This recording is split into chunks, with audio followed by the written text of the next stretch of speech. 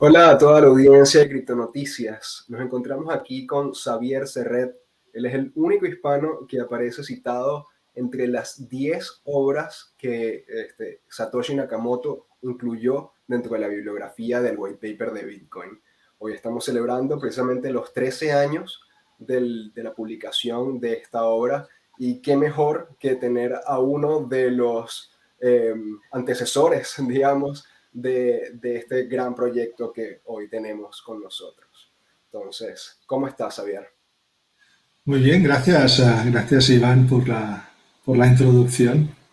Y pienso que sí, que es un buen momento para también reflexionar un poco cuál ha sido la historia hasta ahora y cuál va a ser el futuro a venir.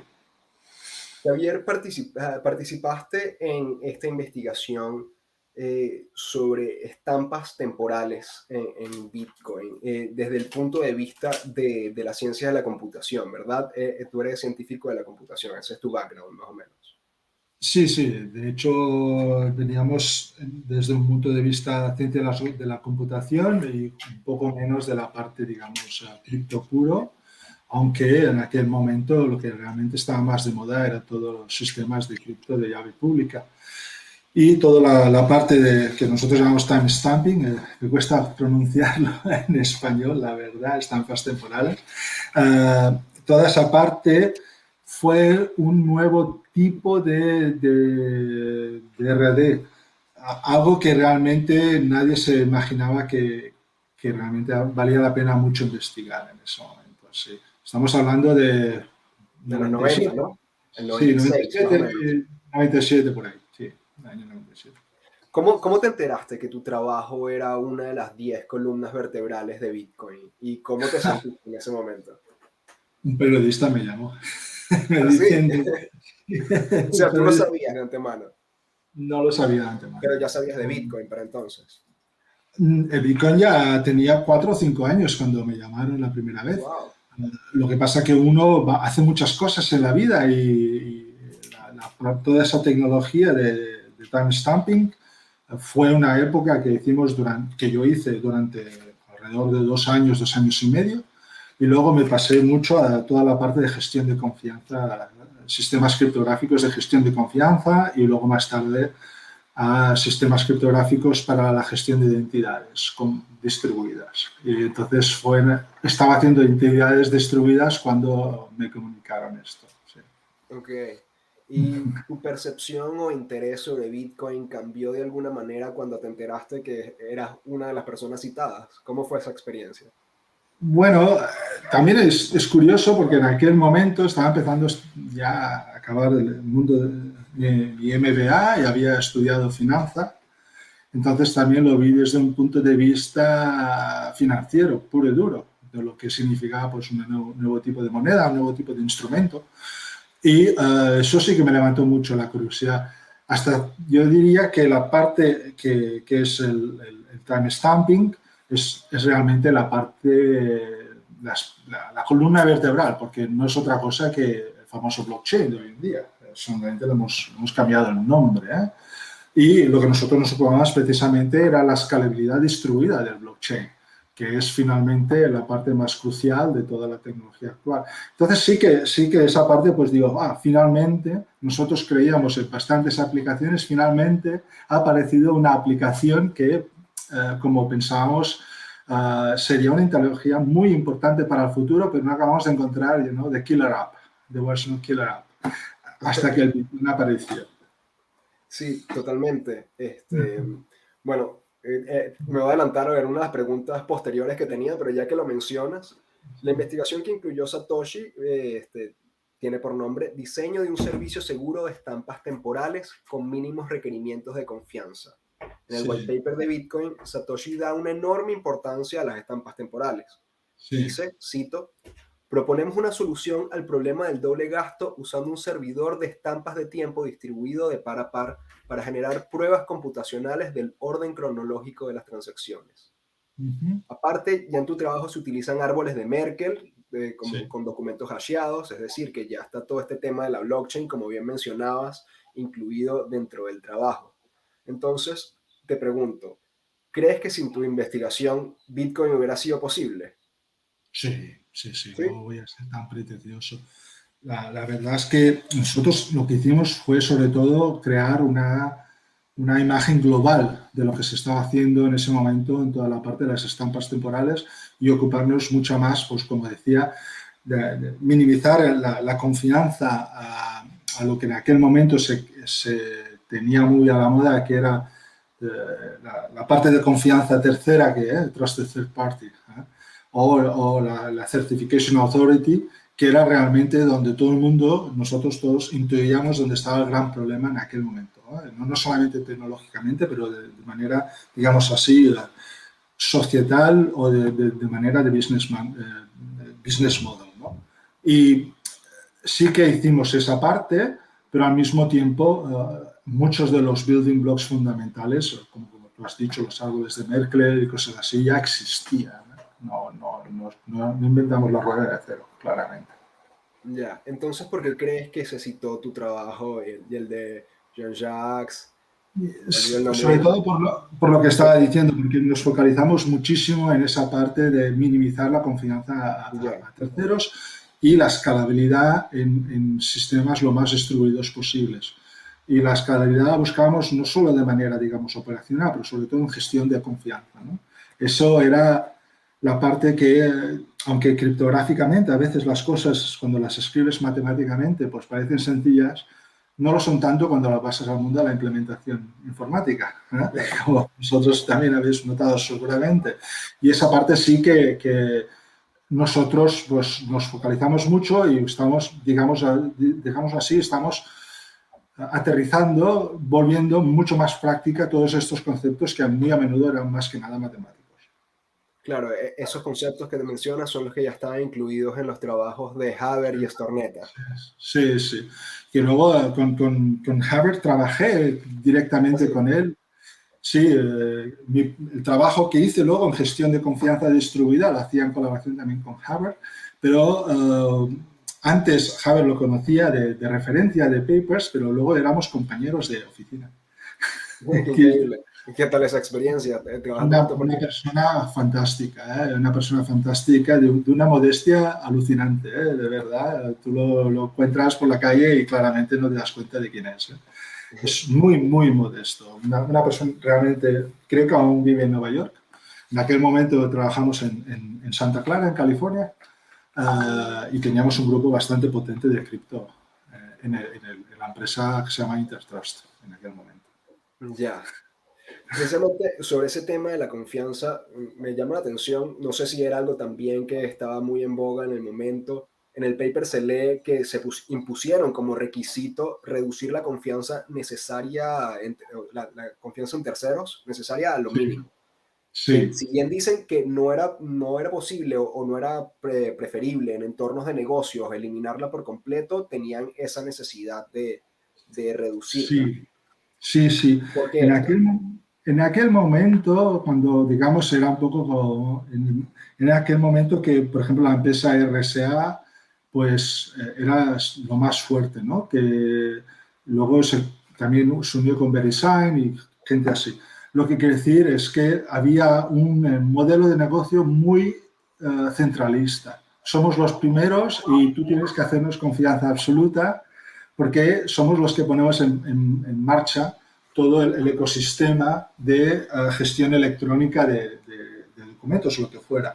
Y realmente siempre era muy a la AT&T en aquel tiempo, muy monopolista y un poco también, como te diría yo, un poco como las tarjetas de crédito, Visa y Mastercard, que controlan completamente su ecosistema. Y nosotros desde un punto de vista científico, lo que nos dimos cuenta de, bueno, este modelo está un poco bien, pero solamente va a beneficiar muy pocos y no se dan cuenta que esto finalmente va a ser el principal problema para la adopción del gran público.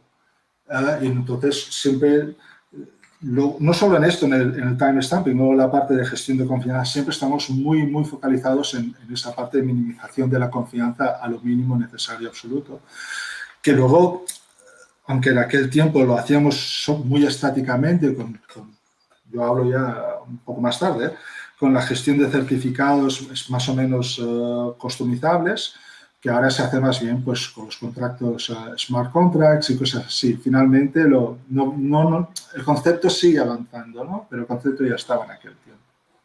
Ya. Este, Precisamente me parece que es esa evolución del timestamping como columna vertebral de las transacciones da también como una nueva forma de ver el tiempo. Ahorita muchos Sí. bitcoiners, cuando ya han caído muy profundo en la madriguera de conejo, comienzan a contar el tiempo incluso en bloques, en los bloques que se añaden a la cadena de Bitcoin. Bueno, ¿Qué piensas de esta forma de cronometrar la vida con estampas temporales? bueno, eso yo tengo mis propias ideas y mi propia idea. No, no solo digo, es mi propio concepto.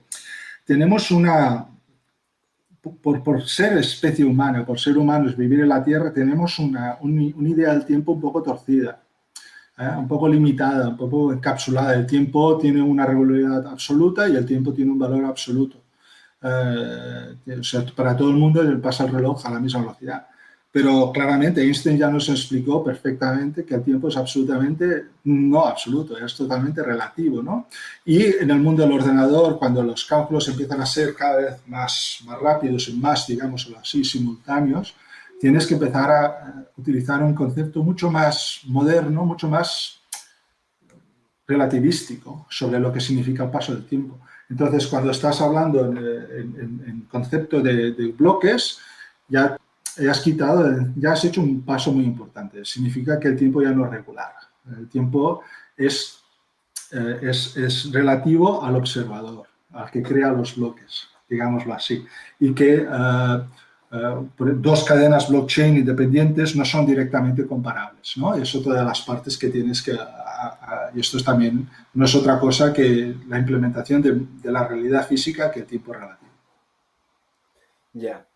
Sí, no, me parece muy curioso porque ahorita sobre todo con todo este tema de la digitalización de la vida, puede que Sí, a una hora tengas una reunión en, no sé, en Singapur y sean las 8 de la noche y luego tengas otra en Ciudad de México a ya. las 7 de la mañana. Entonces como que se va haciendo necesario que haya como un intermedio, ¿no? Algo que dé un consenso sobre el tiempo que vamos a utilizar para evitar los problemas de concordancia entre las horas. Bueno, lo que yo quiero decir ahí es que, un poco más allí, es que esa concordancia no se puede obtener de manera absoluta. Siempre va a ser relativa. Y aquí estamos hablando, cuando uno vive en el planeta Tierra, todos nos desplazamos a la misma velocidad, estamos sujetos a la misma gravedad, ¿no? Pero Exacto. hace poco ha salido esta película que está realmente muy bien, que se llama Interstellar, que seguro que Interstellar, muchos de claro. nosotros la han visto. Y ahí te puedes ya empezar a darte cuenta que el tiempo no solo pasa a velocidades diferentes en función de dónde te encuentres, sino que el concepto de simultaneidad entre estos dos observadores diferentes no existe. No pueden decir que esta cosa pasó exactamente al mismo momento. Lo que sí pueden decir es que hay un evento en el futuro que es posterior a los dos y un evento en el pasado que es anterior a los dos, pero ellos mismos no se sabrá nunca si era antes o después. Y eso es lo que hay que darse cuenta, de esa relatividad real de los eventos. Y es ahí donde el blockchain también puede ayudar, ¿no? Y que hay que darse cuenta que esos blockchains, no son, cuando decía no son directamente comparables, lo que quería decir era eso, ¿no? Pero todos los eventos se pueden poner en un GMT, en una hora específica y compararlos de esa manera. Sí. No sé si voy muy lejos o os No, pierdo, no, pero me parece excelente esa reflexión. Un poco difícil de aprender quizás, sí, pero la metáfora con Interstellar, justo yo estaba leyendo el paper y pensando en estas cuestiones sí, sobre el tiempo, me vino sí, a la mente la película, la parte de que él estaba en el planeta y a la hija le habían pasado 40 años. Entonces, sí. sin embargo, hay simultaneidad entre esos dos eventos, aunque el tiempo pase a velocidades distintas. No hay, Como, no sé, en el Interstellar lo que sobre todo muestra es cierto, es la velocidad del cambio del tiempo, pero si reflexionas un poco más y sobre todo si te interesas en la ley de la relatividad de Einstein, el concepto de la simultaneidad no existe realmente. Lo que ok, hay son eventos que, como he dicho, tienen predecesores y anteriores absolutos, pero entre ellos no se pueden decir que son simultáneos. Nunca se sabrá cuál pasó antes que el otro. Porque depende del observador en este caso. Depende del observador, exactamente. Depende del observador. Entonces, en función de si tú estás, en este caso, podríamos decir mi blockchain es mi observador, es mi blockchain, y tú tienes tu propio blockchain y tenemos dos eventos de sincronización delante y detrás. Los que están en el medio es imposible decir cuál fue antes. Intentar usar un reloj de tipo Universal, digamos. universal no es la manera real de hacer las cosas. Es admitir que eso nunca serán, nunca podrás decir cuál fue antes que el otro. O sea que no estarías de acuerdo con cronometrar la vida en el planeta Tierra con el tiempo de los bloques. No, eso no tenía ningún sentido. Ok, ok. Físicamente. Sí, O sea, físicamente. te das cuenta que al fin y al cabo lo que a mí me gusta mostrar aquí es que hay una base física, ¿no? Una base de teoría física, que no solamente estamos aquí haciendo una, decirlo así, una imaginación mental o estamos creando algo de la nada. ¿eh? Estamos simplemente mapeando mejor, de una manera más cercana, más realista, lo que la física ya nos ha enseñado. Claro, claro. Y volviendo al tema del white paper, ¿cuál ¿Sí? fue tu primera impresión cuando leíste este documento en su momento? A nivel Me quedé, wow, un poco, genial. me quedé de wow, sobre todo me quedé, porque también hecho investigación con Stuart y otros, todo lo que es el sistema de voto distribuido y tal, ¿no? Digo, wow, este concepto de proof of work no está nada mal. Realmente ahí es lo que yo encontré lo más innovativo. Me quedé, ahí realmente he encontrado la llave del killer app, ¿no? El proof of work. ¿Te pareció Y innovador cuando lo leíste? sí, me pareció realmente innovador. Ese lado que es un poco curioso, ¿no? Porque durante muchos cuando hacíamos arquitectura de protocolos de seguridad para, por ejemplo, para aparatos embedded, que tienen una capacidad de cálculo muy limitada, porque tienes poca batería, lo que fuera, pues siempre trabajamos con ese concepto de, bueno, ¿cuál es el trabajo máximo, mínimo que te puedes dedicar para crear un hash o no un hash, ¿no? Ya estábamos muy en esto, pero no nos damos cuenta que había un potencial de darle la vuelta al problema. Y eso sí que me digo, wow, este le ha dado la vuelta al problema y realmente muy interesante. Es lo que me picó mucho, me picó realmente ahí. Porque al final era una forma de verle una aplicación posible también al mismo trabajo que habían desarrollado y a la investigación. Cuando Sí, estuvieron haciendo esta investigación, ¿concibieron algo por este estilo o qué casos de uso pensaron que serían posibles? bueno, el caso de uso que teníamos en la cabeza se llama NFT. Para Wow, decir la verdad, sí, claro, sí. sí. Se Estampas llama públicas NFT. para documentos, para notaría era, ¿verdad? Sí, sí, Timeset sí. se llamaba el proyecto en el que trabajaban. Sí, que era exactamente la notarización de documentos para demostrar propiedad. Y tal. O sea, es claramente la aplicación que nosotros creíamos evidente era los NFT. Ya. Bueno, ya lo ves, a menudo lo que pasa es que uno tiene unos conceptos y hasta que no se son capaces de vulgarizar, es la palabra que se usa a menudo, hasta que no mucha gente empieza a comprenderlo y a ver cuál es la aplicación real y tangible, pues, y normalmente, como ha pasado con el blockchain, se le ha dado otro nombre y alguien ha sido capaz de hacer el marketing alrededor del nombre, un branding o un marketing, y finalmente ha sido esto lo que ha hecho subir finalmente el potencial de lo que se estaba haciendo en aquel momento. Pero sí, si ahora tengo un mensaje importante a dar a todo el mundo es que NFT es realmente, no solo eso es especulativo, que a veces se decía es un poco irreal, que es un GIF, que es una propiedad y todo esto. No, es que realmente es una aplicación también muy killer, pero ha necesitado más maduridad y como el beneficio directo económico no es tan evidente como con una currency, con una moneda, pues ha necesitado que la currency crea la infraestructura necesaria en todos los sentidos para que se pueda materializar de una manera como la está hoy en día. Pero Bueno, finalmente vamos por ese lado. fíjate, NFT, smart contracts, DOA, todo esto es por ahí donde se va realmente donde hay el potencial más grande de cambio para, digamos, la sociedad en general. fíjate, me llama la atención eso que dices de la masificación, ¿no? Y de que una masa crítica empieza a comprender el sí. valor de una tecnología. Así sucedió ya con los mismos NFT antes de que tuvieran ese nombre en Bitcoin. Hay este tipo de imágenes con una estampa de tiempo o con un hash que los identifica ya desde hace mucho tiempo en Bitcoin, con los rarepepes, no sé si los has visto, es la rana esta de Pepe, pero había Ah, sí. museos desde el 2014 o 2015 ya eso existía y realmente no agarró demasiado vuelo hasta que se popularizó recientemente en Ethereum. Pero hizo Sí, falta como que un trabajo de comprender de qué se trataba eso para que sí. llegara a esta masificación. Y bueno, está el incentivo económico que sin duda es lo que más atrae, ¿no? Claro, siempre, ¿no? Lo que la gente busca, al fin y al cabo, es un incentivo económico más o menos a corto plazo. Es lo que está pasando, ¿no? Y en ese sentido, pues como decía, hace falta un poco, para que algo tenga un incentivo económico real, te hace falta una masa crítica social bastante importante. Y siempre, pues esto es un poco la, digámoslo así, el dilema de las tecnologías innovadoras, ¿no? Hay que llegar justo a tiempo, no demasiado tarde, no demasiado tarde, ¿no? Hay que llegar justo al buen momento y es ahí donde yo puedo decir que yo siempre estaba un poco demasiado temprano, digámoslo así, pero es igual, como diría yo, no quiero volver a hablar de mí en ese sentido, lo que quiero decir es que lo que le hace falta a la sociedad a veces es darse cuenta de cuáles son los valores, los principios fundamentales sobre ciertos conceptos, ¿no? No solo tecnologías, pero conceptos.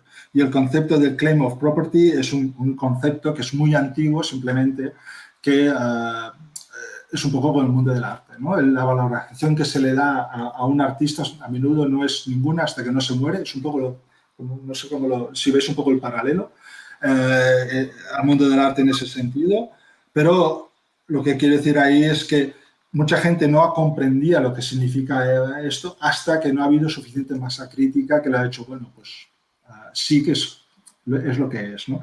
Y volviendo un poco a un caso más tangible que quizás la gente ha hecho mucha referencia últimamente, es el paralelo que hay entre Bitcoin y el oro, ¿no? Es un poco ese concepto de como valor reserva, que el Bitcoin también puede ser un valor reserva, de la misma manera que el oro también es un valor reserva, por sus propiedades fundamentales, que también hay que tener, porque podemos hablar luego de esto, pero va por ahí un poco la cosa. Igual, hablando de ese tema de la propiedad, o sea, del claim of property que mencionabas y de Bitcoin, tiene una diferencia importantísima con el oro, sobre todo por el tema de la portabilidad y del el resguardo que hace uno por sí mismo, ¿no? Con el oro generalmente, a menos de que sea, la mayoría de los inversionistas utilizan títulos que le dan propiedad de oro, pero el oro es resguardado por alguien más.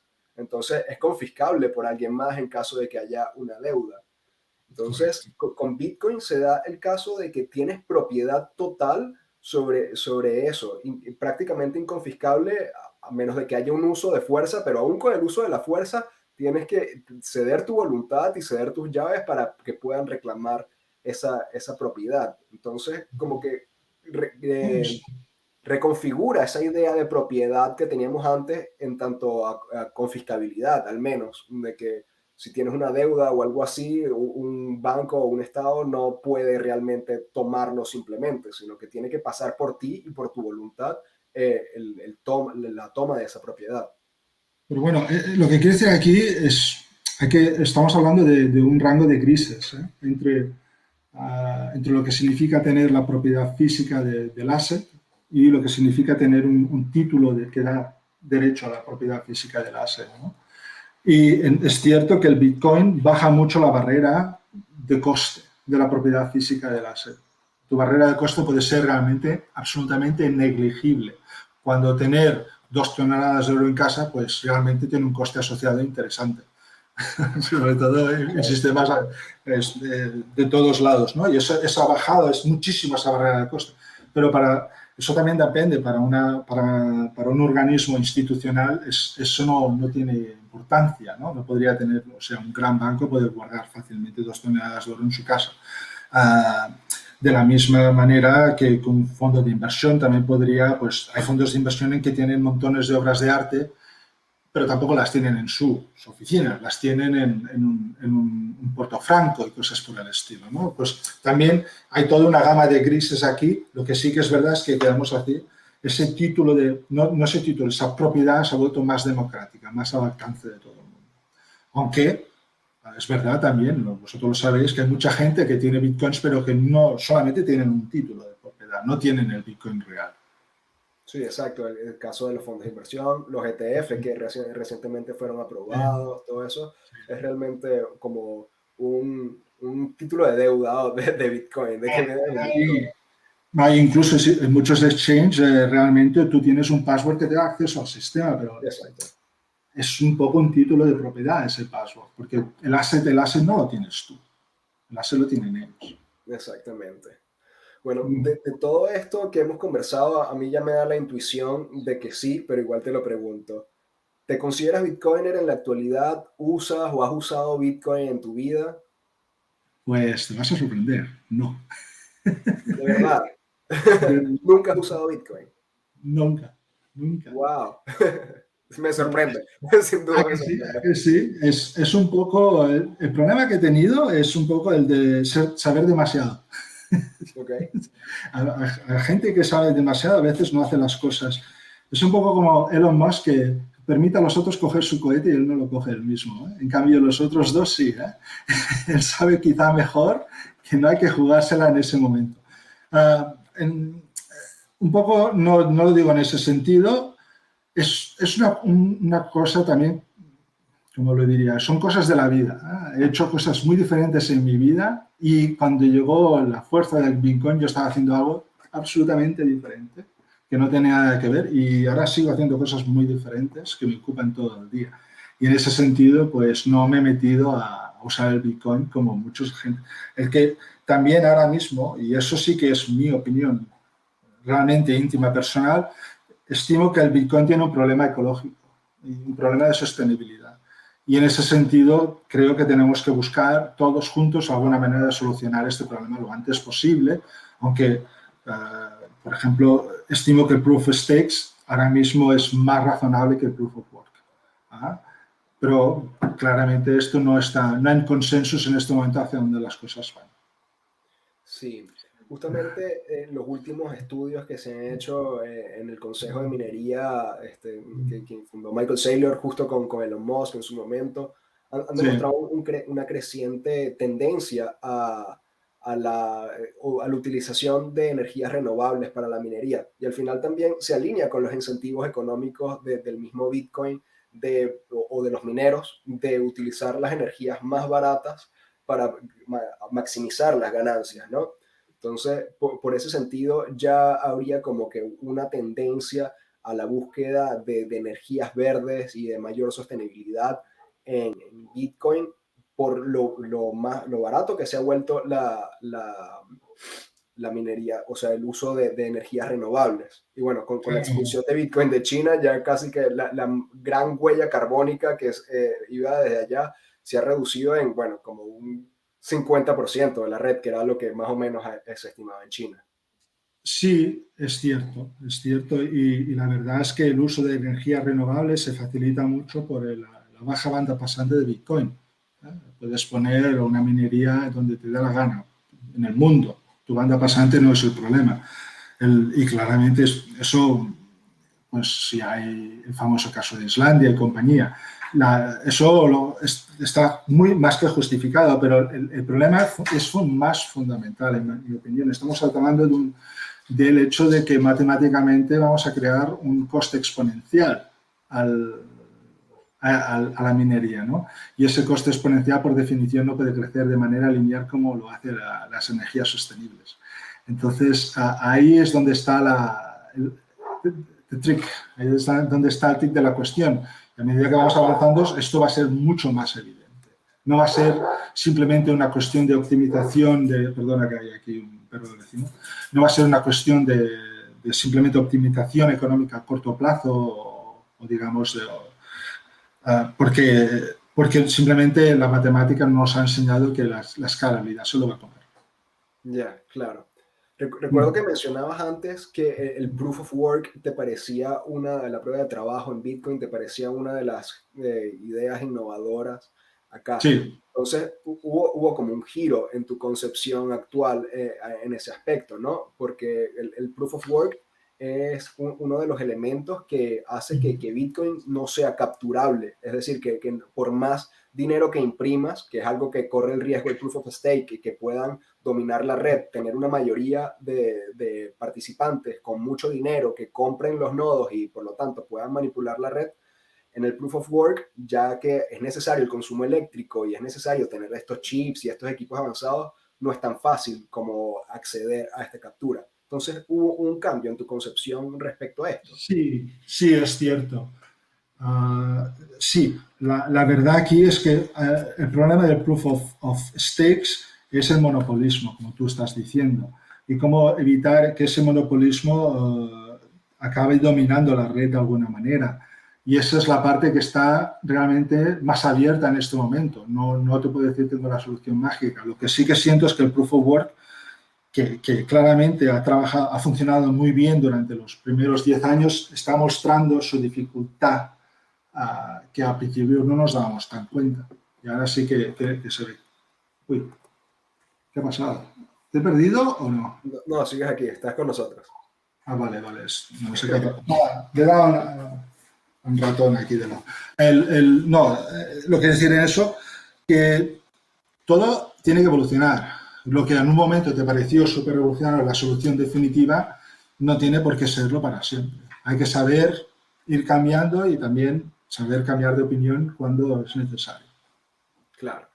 O sea, que si te preguntara si te encontraras con Satoshi en algún momento en el presente, ¿le dirías algo sobre su white paper, teniendo la concepción de que tienes ahora y persiguiendo las cosas como las ves ahora? ¿Qué le dirías?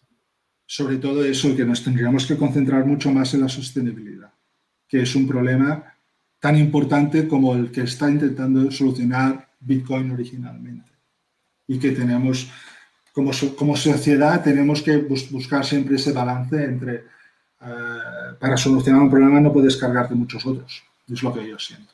¿Eh? Claro. Y, es, y tampoco le diría, oye, te equivocaste. Eso no se lo diría en absoluto, ¿eh? Porque no se equivocó en absoluto. Con la información que se tenía en aquel momento, la solución era top notch, perfecta. No, nada que decir en ese punto. Lo que hay que decir es, vale, ¿cómo evolucionamos? ¿Cómo se sigue trabajando? El problema que tenemos ahora en este momento, como vosotros sabéis muy bien, es que hay una branch de branch. Cada uno propone lo que quiere, lo que es normal, es parte también, pero hemos de ver cómo se puede intentar colaborar de manera open collaboration para seguir trabajando todos juntos para encontrar una solución común que funcione mejor de la actual, yo diría. ¿Te refieres al montón de altcoins y de otros proyectos que se han Sí, forqueado de... Ok, sí, hay un gran problema en eso, ya lo sabéis vosotros. También es un problema muy a corto plazo de credibilidad, pero también es un problema más a medio o largo plazo de falta de dirección, que no acabas de leer por dónde van las cosas y que a menudo el que domina una cierta dirección tampoco tiene los motivos mejores para todo el mundo. Eso también lo habéis visto seguro, ¿no? sí. Y bueno, pues es un poco una reflexión, digamos, un poco semifilosófica, si queréis, pero al mismo tiempo el problema real es ese. El problema es que hay que asegurarse que todo esto de aquí 30 años sea sostenible. Bien. No solo ahora.